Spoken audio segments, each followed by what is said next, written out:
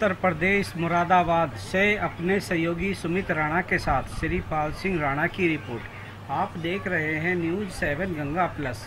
मुरादाबाद में एक press conference विश्व हिंदू परिषद के प्रांतीय मंत्री राजकुमार गुप्ता जी द्वारा की गई, जिसमें पीएफआई के खिलाफ उठाई गई आवाज़ और भारत सरकार का सराहनीय कार्य बताया गया। विश्व हिंदू परिषद पिछले लगभग 5 साल से भारत सरकार से सतत मांग करता रहा है, इस देश के अंदर देशद्रोही गतिविधियों में संलिप्त पीएफआई, उसके समर्थक संगठन, उनको बैन किया जाए। और आज सबसे बड़ी खुशी की बात यह है,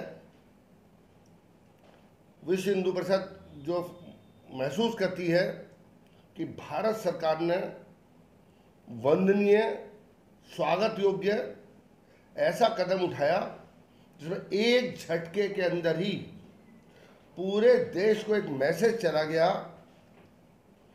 इस भारत की धरती के ऊपर कोई जिहादी, कोई आतंकवादी भारत मां को तोड़ने का प्रयास करेगा, वो अब बर्दाश्त नहीं होगा। मेरा स्पष्ट कहना है, ये संगठन 5 साल के लिए बैन करे गए हैं। अभी तो इतनी पूरे देश के अंदर एक मास गिरफ्तारी हुई है, इन सबके ऊपर केस न्यायपालिका में जाएंगे, इन सबको फांसी की सजा होगी, देशद्रोह के मुकदमे लगेंगे। और मेरा एक सुझाव ये रहेगा भारत सरकार को, यदि अगर मेरी बात, ये मेरे व्यक्तिगत विचार है, कोई भी भारत माता को तोड़ने का प्रयास करता है तो मेरा स्पष्ट मत है कि उसको फांसी सार्वजनिक रूप से दी जाए, ताकि आगे कोई भी आतंकवादी, जिहादी भारत माता को तोड़ने का प्रयास ना कर सके। उसे पता हो कि यदि अगर इस भारत की धरती के ऊपर, वो सरकार नहीं है, आर्मी को हाथ बांध के कह दिया जाओ कश्मीर में काम करो, अब वो उनको खुला निर्णय करने का अधिकार है। वहाँ पे एक सैनिक से लेके चीफ ऑफ आर्मी स्टाफ तक को खुला अधिकार है, कोई सरकार का प्रतिबंध नहीं है। जो देश में के हित में काम होंगे वो तत्काल सुरक्षा बल उनको निर्णय करेंगे और वो काम करेंगे। अब वो सरकार नहीं रही कि अपना जो कर दिया वो हो गया। अब हिंदुस्तान की धरती के ऊपर यदि अगर रहना होगा, भारत माता को प्रेम करना होगा, भारत माता को, इस देश को प्यार करना होगा, इस देश की गद्दारी अब बिल्कुल बर्दाश्त नहीं होगी। अब वो सरकार नहीं है। मैं अमित शाह जी को, माननीय प्रधानमंत्री मोदी जी को इस बात की बधाई देता हूं कि उन्होंने एक झटके के अंदर सारा नेटवर्क नेस्त नाबूद कर दिया।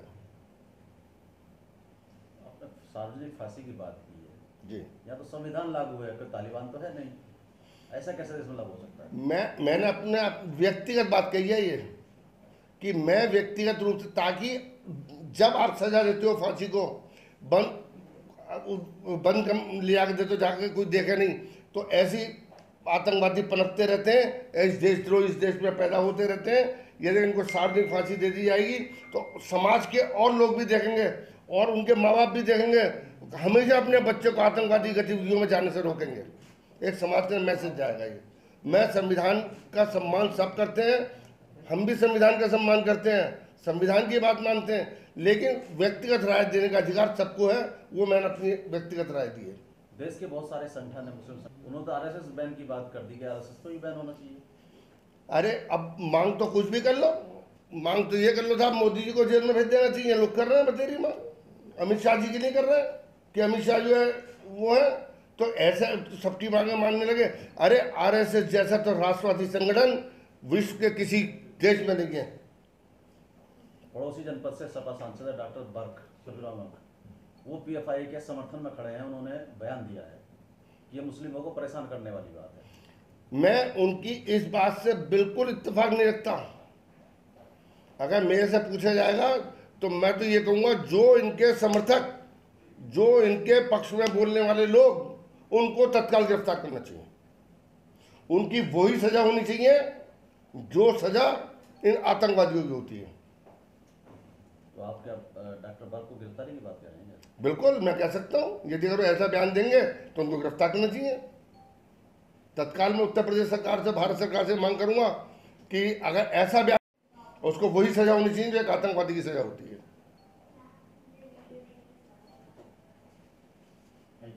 कार्रवाई हो रही है, अगर इस पर आज कार्रवाई नहीं होती तो क्या आप एक अंदाजा लगा सकते हैं कि वर्ष 2030 या 35 में भारत की क्या दशा होती? बिल्कुल, आपने बहुत अच्छा सवाल करा। यदि अगर इसके ऊपर कार्रवाई अब ना होती, हम तो पिछले 5 साल से कह रहे हैं कि इसके ऊपर बैन लगाओ। 5 साल से इनकी गतिविधियां बढ़ी हैं, दुगनी तिगनी हो गई। अब से 10 साल के बाद ये 2047 तक, हमारे 100 साल के अंदर इस देश को गजवाए हिंद बनाने का सपना देख रहे थे, जो कि हिंदुत्ववादी लोग कभी पूरा नहीं होने देंगे। और आज उसी का नतीजा है। अरे हम तो पहले से कह रहे हैं कि ये आतंकवादी है, इन्हें बैन करो, इन्हें पकड़ो। अब जब इनके पास सारे सबूत आ गए, सब कुछ आ गए, तो इन्होंने, मैं तो कहता हूँ देर आए दुरुस्त आए।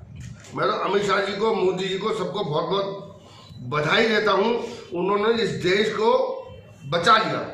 देश हित में पिछली सरकारों ने ऐसा कोई कदम क्यों नहीं उठाया इनके खिलाफ? ये उनके वोट बैंक की राजनीति है, तुष्टीकरण की राजनीति है। जिसको चाहिए आप ये बताइए कितने, फिर विषय लंबा हो जाएगा। वक्त क्या है ये बताइए आप मुझे, आपसे मैं सवाल कर रहा हूँ जी। देश संगठन में जितने काम करे सब एक ही धर्म के लोगों को खुश करने के लिए करेगा। अल्पसंख्यक आयोग क्या है? सारे आयोग बनाए गए, ये क्यों बनाए गए भाई? सत्तर कमेटी, ये सब केवल एक ही काम करा गया इनका, कि इन्होंने केवल मुसलमानों को खुश करने के लिए काम करा है पिछली सरकारों में। देश की सबसे बड़ी भूमिका मालिक वक्फ बोर्ड है आज जी भारत के अंदर, और वो मुस्लिम संगठन है। ऐसा क्यों? ऐसा है, इन्होंने अपने ऑर्गेनाइज तरीके से भारत माता को अपने कब्जे में करने का प्रयास करा है। जो अब आने वाला, देखिए अब उनकी वक्फ बोर्ड के ऊपर उनका सर्वे हो रहा है। हम तो कह रहे हैं जितने ये मदरसे चल रहे हैं ये सब आतंकवादियों के गढ़े, मेरा कहना ये है। अब इनका सर्वे हो रहा है, आप मानेंगे मेरी बात नहीं। और इन्होंने कितना बढ़ाया गया ये सब पिछली सरकारों के तो शासन में बढ़ाए गए, उनकी छत्रछाया में बढ़ाए गए।